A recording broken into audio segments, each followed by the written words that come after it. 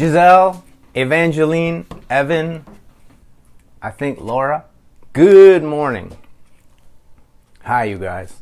We're going to make a big puppet today. My name's Mike, Apple Fun Puppetry, and we're going to make a big puppet, a parade puppet. Look at this puppet. This is the biggest puppet. No, this is a big puppet. I've made bigger puppets than this, but this is a big one. This is a parade puppet. Has big hands, big head. It's on a stick, and it's made out of cardboard. There's another one right behind me. That's another one that I made earlier. So I'm going to show you how I did this. To make a puppet like this, you need some sticks. I have some old curtain rods here and sticks, and then some cardboard and an old shirt. Or a good shirt, but if you're using a good shirt, make sure you don't wreck it. Okay, so here's what we do. So the first thing to do with this puppet is to make the head. So I have some cardboard here, and I'm just going to cut out a head shape. And this box that I used, it has some flaps. And I'm going to use those flaps for the ears. So let me just draw it so you can see what I'm talking about. I'm going to make the head like an oval, and then the ears will go over here. See that? So the ears will be a bit flappy. So cut that out. Cut it, cut it, cut it.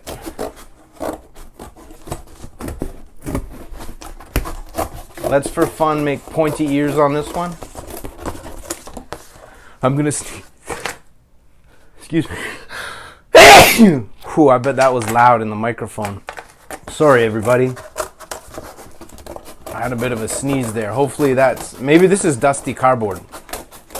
Hopefully that's the last one, but you know how it is with sneezing. Usually when you do one sneeze, there's usually another one waiting in the wings. So let's hope there's not, but we'll see. I can't make any promises. So I'm cutting out the ears now, and then the chin. And then we'll have the head for this puppet. Get right into it. Start cutting. It's not easy to cut cardboard, so get some help if you need it. Make sure you use your safety scissors. And there we go. We have the head. So now I'm going to attach a stick. The longest stick that I have, I'm going to attach to the back of the head. And I'm going to just use masking tape for that. I mean, duct tape. The strongest tape you can find is the best thing to use. You could also glue that onto the back with hot glue. Or you could use white glue. But I'm just going to use duct tape. So there, that's attached. And do that before you do the face, because it's better. It's harder to work on this once you have. It's harder to flip it over once you have a nose and everything on the front. So that's the first thing. And then I'm going to get a shirt. Actually, before I make the body, I'm going to make the hands. So I have an old pizza box, frozen pizza. I'm going to cut out a couple of hands from this pizza box. This is thinner cardboard, so it's a little bit easier to cut. I didn't even draw it. I'm just making it up as I go. I usually start with a mitt shape, and then I cut the fingers from that. So there I have a mitt with a thumb, and then I cut a couple of fingers into it.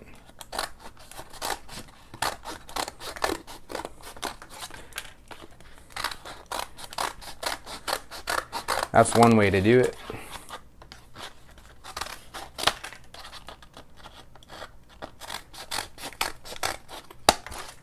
Good, get rid of the mess. Clean that up later. There we go, a couple of hands. I'm gonna just separate them out. Okay, we have the hands. So now that we have this head on a stick, we have two hands.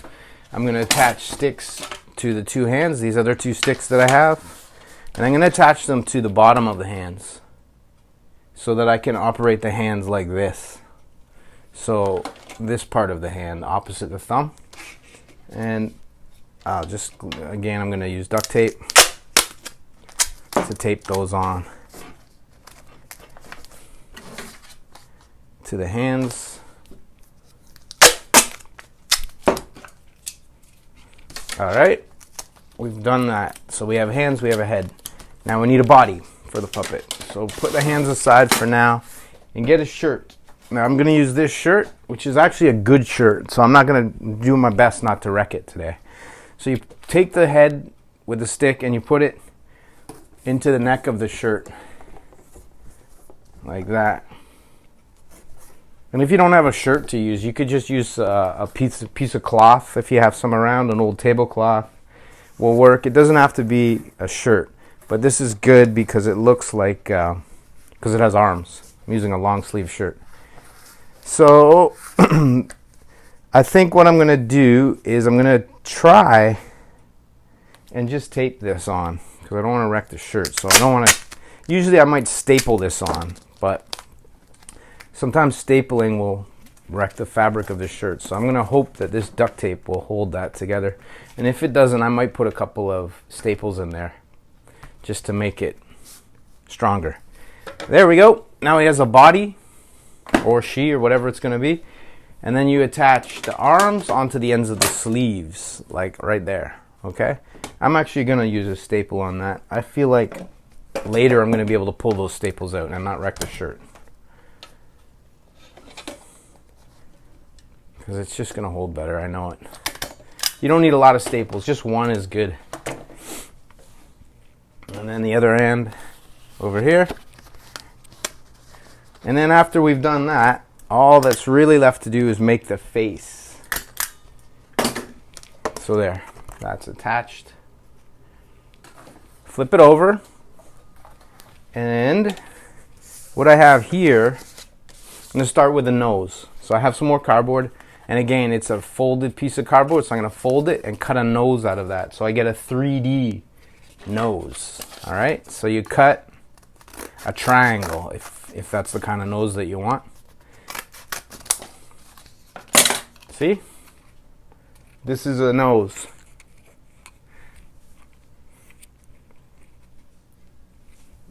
But I'm not going to leave it on my own face. I'm going to put it on this puppet. And for that, I'm using a glue gun. You could tape this on or glue it with some other kind of glue, but really this glue gun is going to be the best thing because it's going to attach it fast. And you put it where you think it should be, usually in between the ears. Good.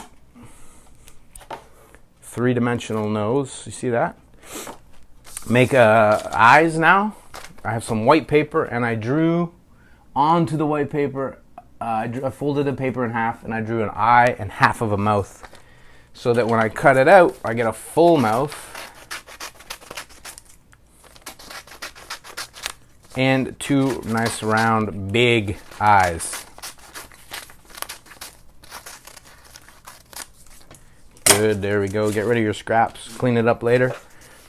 And there's the mouth, which I will now glue onto the face. Underneath the nose, and then the eyes a little bit above and slightly a little bit above the nose. See, there we go.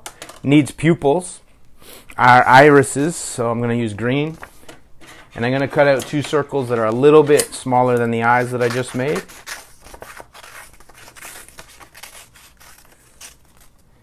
Like that. Hey, Giselle and Evangeline and Evan, if you're camping still, this is a good, if you have some stuff around to make this puppet, for sure you'd have sticks, right, because you're outside. This is a good one to make while you're camping, because you got all that space, you're outside, right? So you can make a big puppet and go around the campsite and show all of the other campers. So now I'm just making teeth. I'm just drawing them on with my marker. And some pupils in the eyes. A little bit of decoration inside the ears. Eyebrows. In a second, I'm going to pick this up and show you what I did. All right. We did it. We've made a giant puppet. It's called a parade puppet. And I think it goes like this. It's hard to do this inside, right? Because it's so big. That's why it's better for outside, this kind of puppet. There he is. Green eyes and whatnot. You could put hair on there if you want, or you could put a mustache or anything. Lipstick. Bye-bye. Thanks for watching. There you go, everybody. If you have some sticks and some cardboard, you can make yourself a parade puppet. Thanks for watching, everybody. My name's Mike, Apple Fun Puppetry. Don't forget to share the video and subscribe down below and like the video. All right? Have a good day, everybody. Bye. Yes, Giselle? He's a giant. It's a giant puppet, right? It's so giant that no one can believe it. It's huge.